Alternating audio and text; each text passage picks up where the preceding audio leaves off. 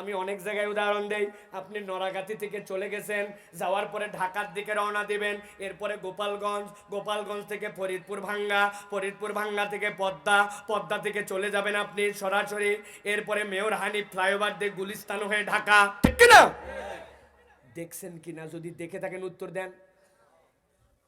দিনের বেলা সড়ক ও জনপদের কতগুলা সুন্দর সুন্দর সাইনবোর্ড আছে।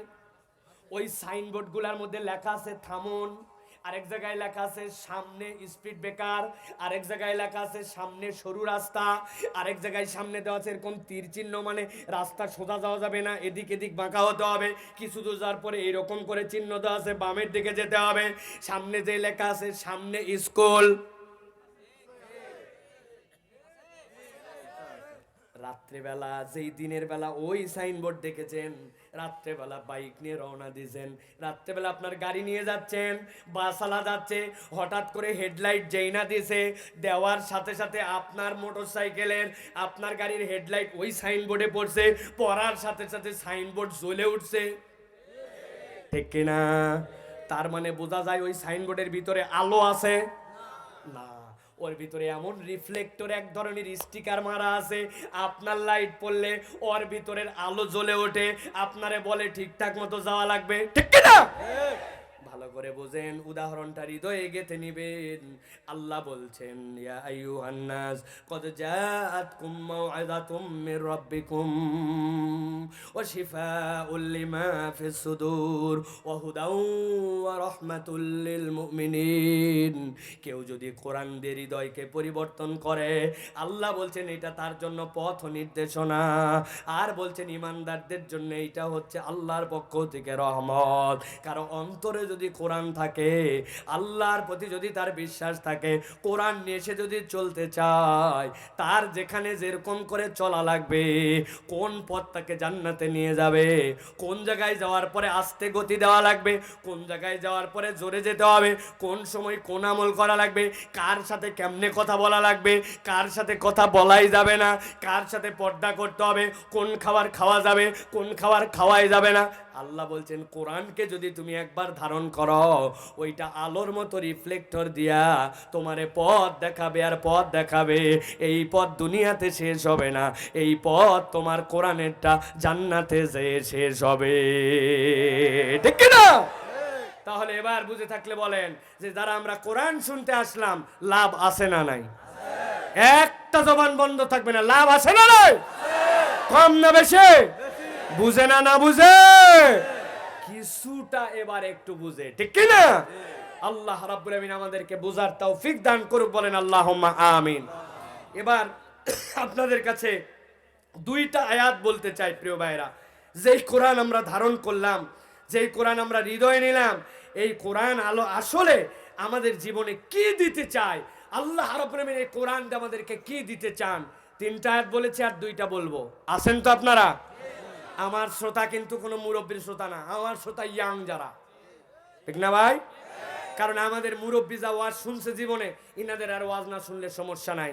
আমি আমার বাচ্চা কাচ্চা, আমার ছোট ভাইদেরকে দিয়ে অ্যানালাইসিস করে দেখেছি, 50-60 বছরের এমন মুরব্বী আছে, যেই মুরব্বী যেই গুনাহ আজ পর্যন্ত করতে পারে নাই, আমাদের 10, 12, 15, 17, 20 বছরের বাচ্চা কাচ্চারা, এরা সকাল সন্ধ্যা ওই গুনাহ দেখে এবং করে, ঠিক কিনা? ওয়াজ মুরব্বী লাগবে না, পরিবর্তন লাগবে আমাদের ইয়াংদের। ইয়াংরা আসো ভাইরা, দেখি হাত দুটা টান টান করে তোলো, শক্ত করে সবাই হাত দুটা তোলেন। দেখি কারা কারা আছেন যেই সকল মুরব্বীরা ইয়াং হয়ে জান্নাতে যেতে চান, তারাও একটু হাত দুটো ঝাড়া দিয়ে তোলেন। তুলছে সবাই? মনে হয় পারে নাই, দেখেন তো কারা কারা পারে নাই তুলতে, একটু দেখেন। তুলছে সবাই? হাত নামাই আবার তুলেন, সোজা করে তুলেন, সোজা সোজা করে তোলেন, তোলেন, সোজা করেন, করছেন সবাই? এবার একটুখানি গলাটা পরিষ্কার করেন। আরে নরাগাতির লোক তো গলাও পরিষ্কার করে ভাই, আপনার মুখ বান্ধ দেখেন ভাই। হাই হাই হাই হাই রে, শীত কবে চলে গেছে, আপনি এখনো মুখ বাঁধতেছেন। মুখ খুলেন সব, হাত সোজা করেন, শক্ত করেন। গলাটা পরিষ্কার করছেন? পরিষ্কার করছেন গলা? দেখে এবার হিম্মত করে একটা তাকবীর দিতে হবে। পারবেন সবাই? যারা পারবেন তারা বলেন আল্লাহুম্মা আমিন। যারা পারবেন তারা হাতটা বুক বরাবর নামায় নেন, এই বরাবর। আমি এর আগেও আপনাদের এখানে ওয়াজ করতে আসছিলাম, মনে আছে আপনাদের? আছে? 2.5 ঘন্টা আমার মনে আছে, এই যে শুরু করছি শেষ নাই, ঘন্টায় শীতের শীত 2বার আসছিলাম, মনে আছে আপনাদের? প্রিয় ভাইয়েরা, এই যে মাসুম ভাই, আমি আর কারো জন্য এই মাহফিলে আসি না। সত্যি আপনারা মনে কষ্ট নিয়েন না। এই মাদ্রাসা এলাকা, দাওয়াতকারী, অতিথি কাউরে চিনি না। এই আমার মুসল্লি, দুনিয়ার যেখানে থাকুনি চলে আসবে জুমায়, এই মাসুম ভাইয়ের মহাব্বতে আমি এখানে আসি। মাসুম ভাই আমাকে বলছে একবার সাইফুল্লাহ ভাই শায়েখ আহমদুল্লাহকে এনে দিবেন, আর কোনো দাবি আপনার কাছে করব না। শায়েখ তো আগামী বছর বলছেন মাহফিল করবেন না, আল্লাহ নসিবে রাখছে এই বছরে হয়ে গেছে, আলহামদুলিল্লাহ। এই মাসুম ভাই আলহামদুলিল্লাহ। তো এই মহাব্বতে আপনাদের কাছে আসছি, আলহামদুলিল্লাহ। একটা তাকবীর দিবেন এবার, শয়তান তাড়ানো, ঝিমানি এইগুলা দূর করার মতো পারবেন ইনশাআল্লাহ? দেখতে চাই আপনাদের গলায় কিরকম শক্তি আছে, পারবেন ইনশাআল্লাহ? দেখে একটু হিম্মত করে তাকবীর দেন, লিল্লাহে তাকবীর, লিল্লাহে তাকবীর। আল কোরআনের আলো, আল হাদিসের আলো, তোমার নেতা আমার নেতা, তোমার নেতা আমার নেতা, লিল্লাহে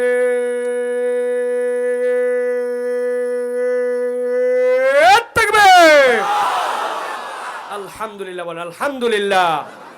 যারা দাঁড়ায় আছেন, আমি আপনাদের কাছে করজোরে অনুরোধ করব, আপনারা জুতা খুলে যদি এর ভিতরে যান, আমার ভাইয়ের ভিতরে আপনাকে জায়গা দিবে। আমি আল্লাহকে সাক্ষী রেখে বলতেছি, এই ভাইয়ের আপনাকে আদর করে দিবে। দেখেন ঢোকেন, আপনি জুতা খুলে ঢোকেন। ওনারা যদিও আগে বসছে, এটা অন্যায়, কিন্তু ওনারা জায়গার ভাই ডাক দেন তো, ডাক দেন, ওনাদেরকে ডাক দেন। জায়গা আছেন, দেখেন না বসলে তারপরে বাকি ওয়াজ হবে, না বসলে ওয়াজ হবে না, বসতে হবে আপনাদের।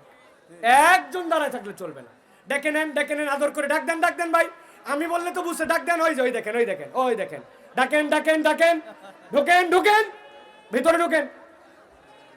এই যে ওই দেখেন, ওই দেখেন, দাঁড়ায় ডাকতেছে, আসো কোলে বসো, ওই ভাইয়ের কোলে যাও, তাও যাও, আসো। দেখছেন আপনারা, ডান বাম সব পর্দা খুলে দেন, যারা দায়িত্ব আছেন সব বাইরে পর্দার উপর বসে পড়বে, জায়গা নাই, কি করা যাবে এখন?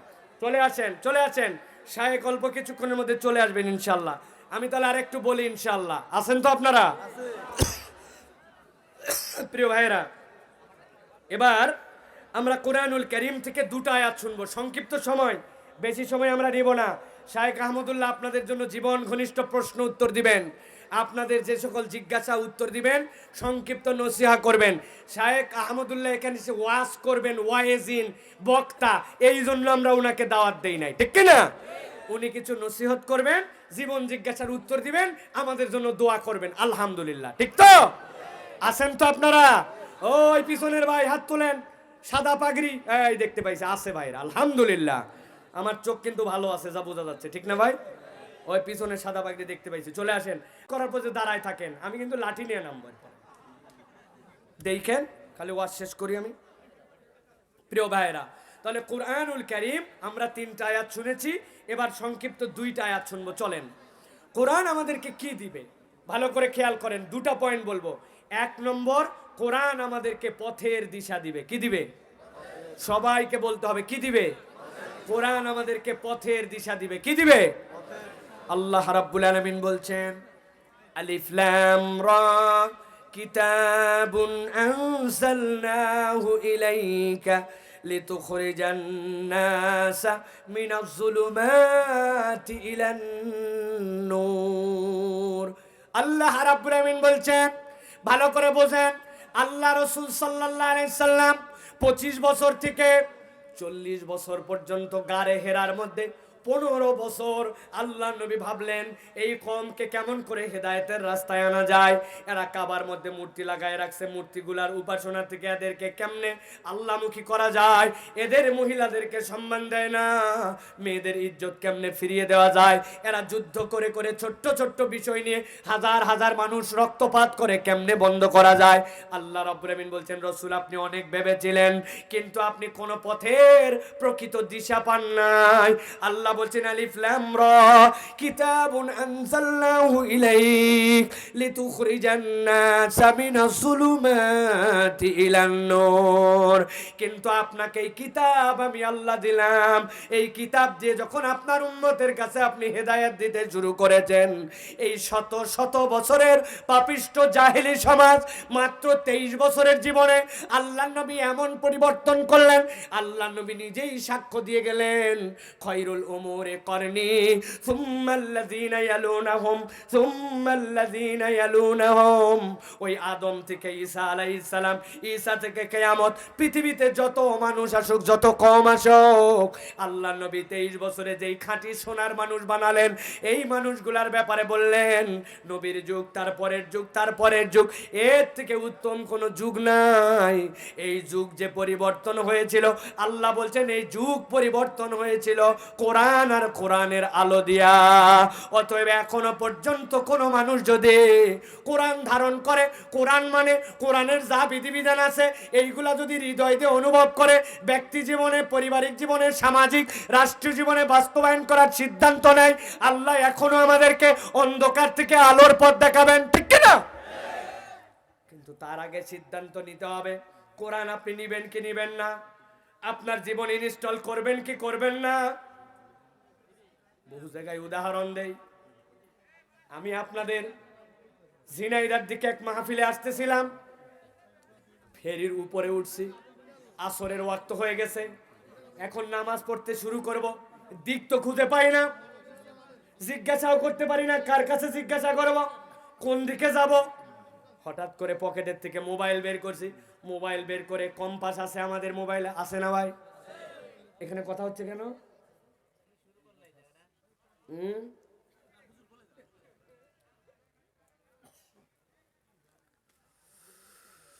এনারা যদি বুঝতো যে প্রত্যেকটা কথা বলতে একজন আলোচকের কত কষ্ট হয়, কিন্তু কোনো পাথারা গল্প করতেছে না আপনার কাছে, প্রত্যেকটা দিন বুঝে সুঝে বলতো।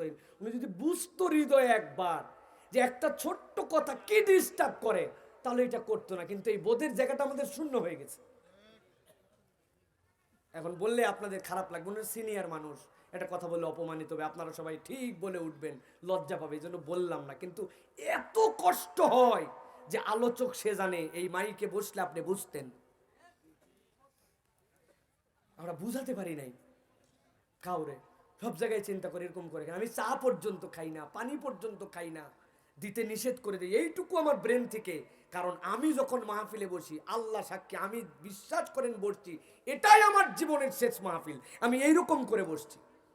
আমার শরীর অত ভালো না, নানান ধরনের সমস্যা নিয়ে আছে, কিন্তু আমি টার্গেট করছি, এটা আমার আমানত। এই মানুষ আল্লাহ আমার সামনে দিচ্ছেন, এনারা কিছু না কিছু নিয়ে যেতে হবে বাড়িতে, এই আমানতের হক আদায় করার জন্য বসছি। আপনি মানুষকে কষ্ট দিচ্ছেন, এই যে 40 সেকেন্ড খেয়ে ফেললেন, 1 মিনিট খেয়ে ফেললেন, আপনি জনগণের হক।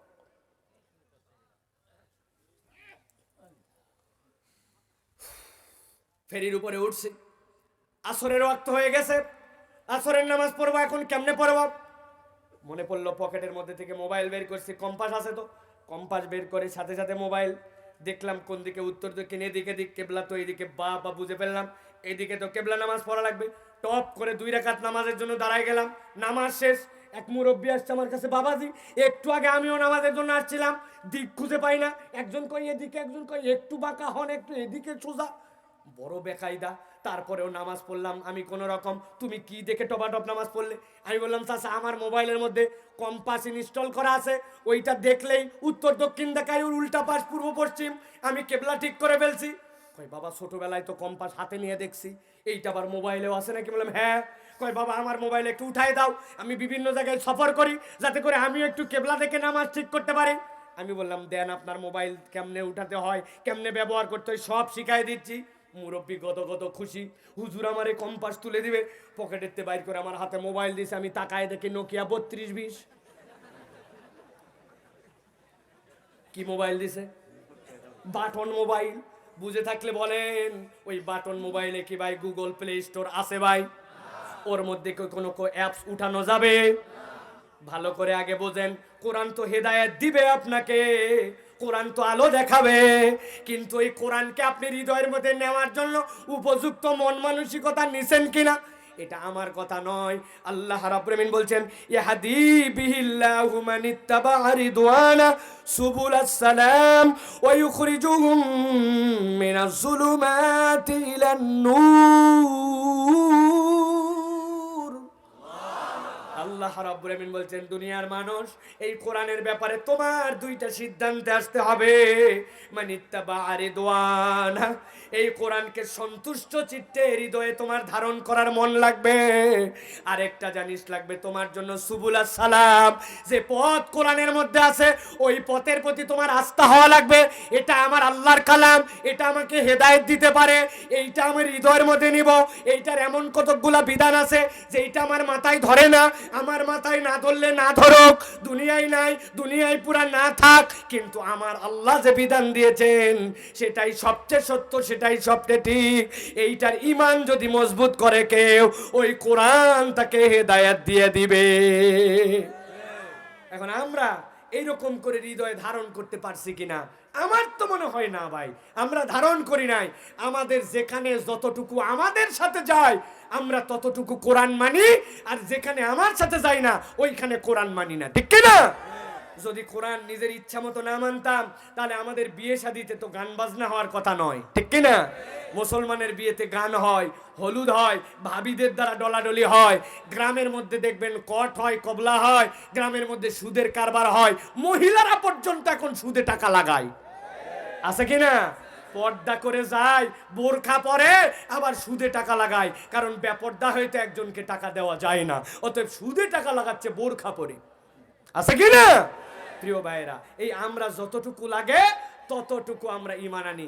মজা পাবেন কথাটাই, কিন্তু মজা দেওয়ার জন্য নয়। আমি মাঝে মাঝেই বলি, আমানতু বিল্লাহি ওয়া মালাইকাতিহি ওয়া কুতুবিহি ওয়া রুসুলিহি, এইটা বলে আমরা ঈমান আনছি, ঠিক কি না? কিন্তু এই ঈমান পরিবর্তন করার সময় আসছে। এই কালেমায় সংস্কার আনতে হবে আপনাদেরকে নতুন করে এখন বলতে হবে, আমানতু বিল্লাহি ওয়া মালাইকাতিহি ওয়া কিছু কিছু কুতুবিহি। কি বলবেন? কিছু কিছু কুতুবিহি, কারণ আপনার যতটুকু মন চায় আপনি ততটুকু মানেন। পর্দা ঠিকই করেন, করতে করতে যেই দিন বিয়ে শাদির দিন, ওই দিন বলছে রাগ বেটা, জীবনে একবারই বিয়ে হয়, রাগ পর্দা তোর, এই দিন আবার কিসের পর্দা? ওই দিন চলে গেছে, পর্দা পুজিতে কিছু নাই। তার মানে কিছু কিছু কুতুবিহি, আল্লাহর হুকুম আপনি পুরাটা মানেন না, যতটুকু আপনার সাথে যায় ততটুকু মানেন, ঠিক কিনা? খবরদার খবরদার, আল্লাহর হুকুম থেকে একবার এদিক ওদিক করা যাবে না। আল্লাহর হুকুম যা মানতে হবে আপনাকে, তা, এর নাম ইসলাম। আল্লাহ বলছেন, এইরকম ভাবে কেউ যদি পথের দিশা হিসাবে কোরআনকে মেনে নেয়, কোরআন তার জন্য পথ দেখাবে। আর একটা বিষয় বলবো, আমাদের জীবনের উদ্দেশ্য কি ভাই? দুনিয়ায় কেন আসছি? উদ্দেশ্য কি? কারো উদ্দেশ্য অনেক পড়ালেখা করে কোটি কোটি টাকা বানাবো, ক্ষমতা অর্জন করব, পাওয়ারওয়ালা হব, টাকা কামাই করব, বাড়ি হবে, গাড়ি হবে, এ হবে, ও হবে, নানান কিছু উদ্দেশ্য আমাদের জীবনের আছে না ভাই? কিন্তু আল্লাহ বলছেন, জীবনের প্রকৃত উদ্দেশ্য যদি জানতে চাও, কোরআন ছাড়া তোমাকে জীবনের প্রকৃত উদ্দেশ্য কেউ বলবে না। অর্থ শুধু বলে যায়, দুটো আয়াত ভালো করে খেয়াল করেন। আল্লাহ বলছেন, আল্লাযী খালাকাল মাউতা ওয়াল হায়াতা লিয়াবলুয়াকুম আইয়ুকুম আহসানু আমালা। আল্লাহ বলছেন, তোমাদের জীবনের উদ্দেশ্য তো এইটা, জীবন সৃষ্টি করছেন যিনি, মারবেন যিনি, তিনিই বলতেছেন তোমাদের মধ্যে উত্তম আমল কে করতে পারে, এই জন্য আল্লাহ তোমাদেরকে সৃষ্টি করছেন, তোমাদেরকে আজগবি কামের জন্য সৃষ্টি করা হয় নাই, ঠিক কি না? 2 নম্বর আল্লাহ বলছেন, কুনতুম খায়রা উম্মাহ উখরিজাত লিন-নাস তা'মুরুনা বিল মা'রুফ ওয়া তানহাউনা আনিল মুনকার। তোমাদের জীবনে আরেকটা উদ্দেশ্য জেনে নাও, তোমরা উত্তম জাতি এই জন্য উত্তম যে তোমাদেরকে অপরের কল্যাণের জন্য তৈরি করা হয়েছে। দুনিয়ার মানুষ এখন স্বার্থপর ভাই, শুধু নিজ নিজ নিজ। আমাদের বাংলাদেশের ডায়লগই হয়েছে, আপনি বাঁচলে চাচার নাম, ঠিক না ভাই? মানে তার স্বার্থপরতা দুনিয়াকে ধ্বংস করে দিয়েছে। অথচ বোঝা উচিত ছিল, আল্লাহ বলছেন তুমি তো শ্রেষ্ঠই হতে না, শ্রেষ্ঠ হইছো, তোমাকে অপর ভাইয়ের জন্য সৃষ্টি করা হয়েছে। যখন কোনো ভাই বিবেচনায় নেবে এই ভাইয়ের কল্যাণে আমি, উনি ভাববে উনি হচ্ছে আমার কল্যাণে, তখন কি আল জোর করে কাটবে, তখন কি কান্নিসটা বের করে দিয়ে তার পানি তার গায়ের মধ্যে টপকায় দিবে, মিথ্যা দলিল বের করে তারে মামলার মধ্যে ফাঁসাবে, ওই ব্যক্তির ক্ষতি হোক, পুকুরের মধ্যে রাত্রেবেলা বিষ দিয়ে মাছ মেরে দিবে, অসম্ভব ব্যাপার। কারণ তার কল্যাণে আমি, আমার কল্যাণে সে, আল্লাহর কাছে হিসাব বরাবর করা লাগবে। এই বোধ যাদের মধ্যে জাগ্রত হবে, নিজের জীবন দিয়ে অপর ভাইয়ের জীবন বাঁচাবে, ঠিক কিনা? এটা কোনো থিওরিক্যাল কথা নয়। ইসলামের ইতিহাসে আমরা দেখেছি, যুদ্ধের ময়দানে সাহাবী কাঁদতেছেন আর বলতেছেন মুইয়া আখি, আমার জন্য একটু পানি দাও। একজন সাহাবী দৌড়াই নিয়ে যে পানি দেওয়ার জন্য গেছেন, তিনি কান্দে শুনতে পাচ্ছেন আরেকজন অসুস্থ শাহাদতের দরজার কাছাকাছি। উনি বলতেছেন একটু পানি পানি তৃষ্ণায় বুকটা ফেটে গেল। উনার নিজের বুক ফেটে যায়, কিন্তু বলছেন আমার পানির দরকার নাই, আমার ভাইয়ের কাছে পানি নিয়ে যাও। তার কাছে যাওয়ার পরে যেই না পানি মুখে দিবে, উনার কানে বেঁচে আসছে। পাশে আরেকজন তো বলে মুইয়া আখি, আমার জন্য একটু পানি দাও। বলে আমার থেকে আমার ভাইয়ের কষ্ট বেশি, আমার পানি দেওয়ার দরকার নাই, তার কাছে নিয়ে যাও। তার কাছে নিয়ে পানি দিতে যাবে, দেখে শহীদ। ফেরত আসছে দ্বিতীয় জনের কাছে শহীদ, ফেরত আসছে প্রথম জনের কাছে শহীদ। আল্লাহ বলছেন কুনতুম খয়রা উম্মাহ উখরিজাত লিন-নাস, আমি আল্লাহ তোমাদেরকে সৃষ্টি করেছি জীবনের উদ্দেশ্য বুঝো, অপরের কল্যাণের জন্য। ইমানদার যদি কোরআন থেকে একবার নিজের জীবনের উদ্দেশ্য বুঝে নেয়, এই সমাজ সুন্দর হতে বাধ্য।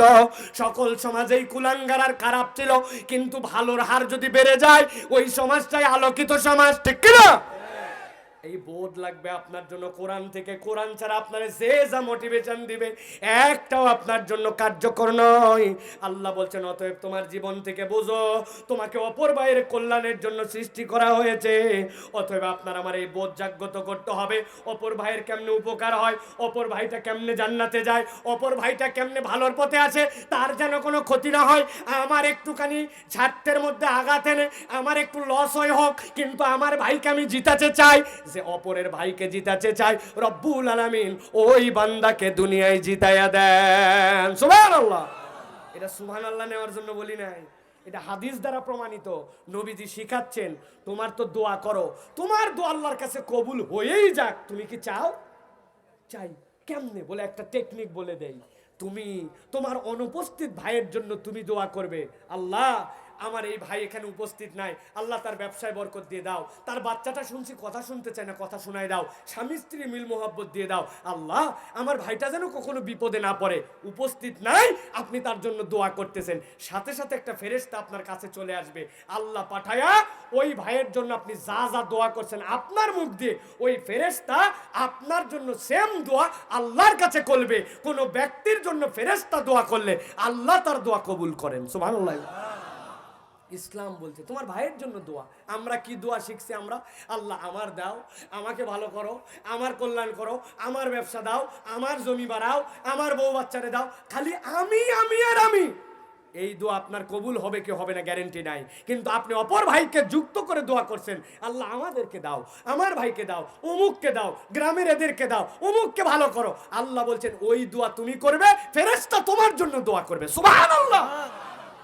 কুনতুম খয়রা উম্মাহ উখরিজাত লিন-নাস, আল্লাহ এই জন্য আপনাকে আমাকে অনন্য করেছেন, মানবের মধ্যে শ্রেষ্ঠ আপনাকে আমাকে বানিয়েছেন। প্রিয় ভাইরা, এই জন্য আমাদেরকে পরের উপকারে আসতে হবে। আর দুইটা দায়িত্ব দিয়েছেন আল্লাহ।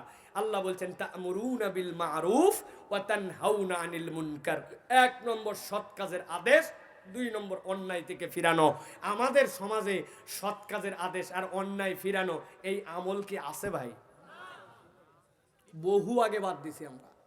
যদি এইটা থাকতো আর আদর্শিক কিছু ব্যক্তি থাকতো, তাহলে এত বখাটে যুবক সমাজে হতো না। একজন উল্টাপাল্টা চুল কেটে আসছে, রাস্তায় দেখা হয়েছে একজন আদর্শিক ছেলে, চাই আমি তোর এলাকার বড় ভাই, তুই কি চুল কাটছিস? এইটা এই চুল তো বানর মার্কা চুল, এই চুল তো শিয়াল মার্কা চুল। খবরদার, এই এলাকায় থাকলে এরকম বাজে চুল কাটা যাবে না। যা যাই 1 নম্বর মেশিন মারে আয়, এ মাথাও মাথা সমান, এরপরে তুই ঠিকঠাক মতো চলবি। কোনো ভাই যদি এরকম দায়িত্বশীল হতো, সমাজে যদি এরকম 10, 15, 20 জনের সমাজ সোসাইটি হতো, আপনার সমাজে এরকম বখাটেপনা করতে পারতো না, ঠিক কিনা? এখন যেইটা বলতেছে চুল কাটছি শিয়াল মার্কা, কেন? ওর নিজের চুল হচ্ছে শিবপাঞ্জি মার্কা। যেইটা বলছে এই বিড়ি খাস, কেন? গাঁজা খায়, ঠিক কিনা? যেটা বলছে অন্যায় করবি না, ও দেখা যাচ্ছে যে দুর্নীতির মহারাজা, উনি অন্যায় করবে না বলবে কেমনে? সমাজটা নষ্ট হয়েছে সৎ কাজের আদেশ করার মতো ব্যক্তিত্ব সম্পন্ন আমাদের মানুষের অভাব, ঠিক কিনা? তাহলে আমাদের সৎ কাজের আদেশ করার মতো ব্যক্তিত্ব সম্পন্ন হতে হবে কিনা? নিজের মধ্যে অপরাধ, অন্যায়, অসভ্যতা নিয়ে আপনি অপরকে কেমন করে সৎ কাজের আদেশ করবেন, এটা যতদূর জরুরি, তার থেকে বেশি জরুরি অন্যায় থেকে মানুষকে ফিরানো। আমাদের সমাজ অন্যায় থেকে মানুষকে ফিরায় না, আমরা উসুল চেঞ্জ করছি। নবীজি বলছেন মান রাআ মিনকুম মুনকারান ফালিয়াতাগাইয়িরহু বিয়াদিহি, তোমাকে আগে হাত দিয়ে ক্ষমতা দিয়ে চেঞ্জ করতে হবে, তারপরে মুখ দিয়া, তারপরে তোমার অন্তর দেখি না। আমরা সুন্দর করে হাদিস উল্টায়া নিজের ইচ্ছা মতো বানাইছি। কোনো অন্যায় খারাপ কিছু দেখলেই আমরা আগে বলি আস্তাগফিরুল্লাহ, সমাজটা শেষ হয়ে গেল, লা হাওলা ওয়ালা কুওয়াতা ইল্লা বিল্লাহ। আপনার আগের দুটা কই গেল, আপনার হাতের শক্তি কই গেল, মুখের প্রতিবাদ কই গেল, আপনি খালি লা হাওলা কুওয়াতা ইল্লা বিল্লাহ আছেন, কি ব্যাপার? কথা ঠিক কি না? এই মন মানসিকতা গঠন করেন। আমি তো বহু জায়গায় বলি, মসজিদের সামনে কুত্তা মরে গেছে, সবাই মিলে যদি দোয়া করেন কাজ হবে না। সকাল সন্ধ্যা আস্তাগফিরুল্লাহ 100 বার করে পড়লেও কুত্তা সরবে না। সবাই নাক ধরে ধরে বলছে মরার জায়গা পেল না রে, লা হাওলা ওয়ালা কুওয়াতা ইল্লা বিল্লাহ। যত লা হাওলা, আস্তে আস্তে মসজিদে ঢোকা বন্ধ হবে, মাছি লাগবে, পয়সে যাবে, ঠিক কি না? কাজ কি হবে? কাজ যার ক্ষমতা আছে কুত্তা সরান লাগবে, যার মুখ দিয়ে বলার আছে সে বলবে কুত্তা সরাও তাড়াতাড়ি, তাছাড়া অবস্থা খারাপ। আপনারা সকলে মিলে খালি কুত্তা সরাও, কুত্তা সরাও, লা হাওলা লা হাওলা, তার বিপদ আছে। এই জন্য আপনাকে সৎ কাজের আদেশ, অন্যায় থেকে ফিরাতে হবে। লিল্লাহে তাকবীর, লিল্লাহে তাকবীর। শেখ আহমদুল্লাহর আগমন, আলহামদুলিল্লাহ আলহামদুলিল্লাহ। আমাদের শায়েখ চলে আসছেন, যার জন্য আপনারা এতক্ষণ অপেক্ষা করছেন। শায়েখকে বসান, উপরে দেন। আলহামদুলিল্লাহ, বসেন, সবাই বসেন। ইনশাআল্লাহ শায়েখ ইনশাআল্লাহ আপনাদের সাথে কথা বলবেন, নসিহা করবেন, প্রশ্ন উত্তর দিবেন ইনশাআল্লাহ। শায়েখ আমি 2 মিনিট সময় প্রার্থনা করতেছি, আমি শেষ করে দেব ইনশাআল্লাহ। জি প্রিয় ভাইয়েরা, তাহলে প্রথমে 3টা আয়াত বলেছি, এরপরে 2টা আয়াত বলেছি, আর বলেছি 2টা গুণ আমাদের জীবনের জন্য অনেক জরুরি। অনেক গুণের কথা কোরআনে আসছে, আমি আপনাদের কাছে 2টা গুণের কথা বলবো। একটা হচ্ছে আল্লাহ রাব্বুল আলামিন সূরা হুজরাত 49 নম্বর সূরা, এই সূরার 12 নম্বর আয়াতে, সবাই জানি আমরা, কিন্তু রিমাইন্ডার করতেছি। আল্লাহ বলছেন ইয়া আইয়ুহাল্লাযীনা আমানুজতানিবু কাসীরাম মিনাজ যন ইন্না বা'দাজ যন্নি ইসম। গ্রাম অঞ্চলের সবচেয়ে বড়, মানুষের সাথে মানুষের বিরোধ, মানুষের সাথে মানুষের শত্রুতা, মনোমালিন্যতা, এর একটা অন্যতম অপরাধ সন্দেহ প্রবণতা। আমরা সন্দেহ করি, বিনা কারণে একজন আরেকজনের জন্য সন্দেহ করি, ঠিক কি না? কিছুই হয়তো বলে নাই কেউ, কিন্তু বলতেছেন আমার তো আল্লাহ কয়টা জমি দিছে, এই লোকটা মনে হয় আমাকে পছন্দ করতেছে না। দেখলাম আসার সময় আগে সালাম দিত এক সুরে, এখন দেখলাম একটু মোটা করে বললো আসসালামু আলাইকুম, মানে আমার এই জমিটা হওয়াতে উনি আমারে ভালো মনে করতেছে না। এই যে অমূলক সন্দেহ আমরা একজনের প্রতি আরেকজন পোষণ করি, এই সন্দেহ আল্লাহ বলছেন এটা একটা গুনাহ। এই সন্দেহ প্রবণতার কারণে ভ্রাতৃত্ব নষ্ট হয়। আমাদের গ্রামে গ্রামে সন্দেহ প্রবণতা আছে কিনা ভাই? আছে কিনা? আরে আমার গতকালকেই দেখলাম এই জমির ক্ষেতের এইদিকে ভালো আছে, এই লোকের তো গরু আছে 4-5টা। আমার যতটুক ধারণা এই লোকে আমার এই ক্ষেতের পাশের জমিটার গরুর এই খাওয়াই নিয়ে গেছে, ধানের ক্ষেতটা। সন্দেহ করছেন অযথাই, একদম পুরো হাওয়ার উপরে। আমাদেরকে সন্দেহ প্রবণতা করা যাবে না। সন্দেহ প্রবণ হতে নিষেধ করেছেন কে? জোরে বলেন কে? তাহলে আমরা মিথ্যা মিথ্যা শুধু শয়তানের প্ররোচনায় এক ভাই আরেক ভাইয়ের উপর সন্দেহ করব? সন্দেহ করব? এই সন্দেহ প্রবণতার থেকে আমাদের বাঁচতে হবে। আর একটা কথা বলবো প্রিয় ভাইরা, সেটা হচ্ছে যে আমরা অনেক সময় আমাদের অর্থনৈতিক মন্দা, নানান কারণে আমরা আমাদের কাছে কেউ কিছু চাইলে, মুখাপেক্ষী হলে আমরা তাদেরকে ধমক দেই, আমরা তাদেরকে বকা দেই। আল্লাহ কোরআনে বলেছেন ওয়া আম্মাস সাইলা ফালা তানহার। প্রিয় ভাইরা, কখনোই আপনার কাছে কেউ চাইলে, কিছুর জন্য মুখাপেক্ষী হলে আপনি কাউকে ধমক দিবেন না। আমি একটা কথা শুধু আপনাদের কাছে বলে রাখি, অনেক সময় আপনার কাছে সেই যে চাইতে আসছে সে দুর্ব্যবহার করবে, সে ম্যানার জানে না, কেমনে চাইতে হবে বুঝায় বলতে পারে নাই। আপনার কাছে হয়তো কিছু নাইও, কিন্তু তারপরে আপনাকে সুন্দর আচরণে তাকে ফেরত দিতে হবে।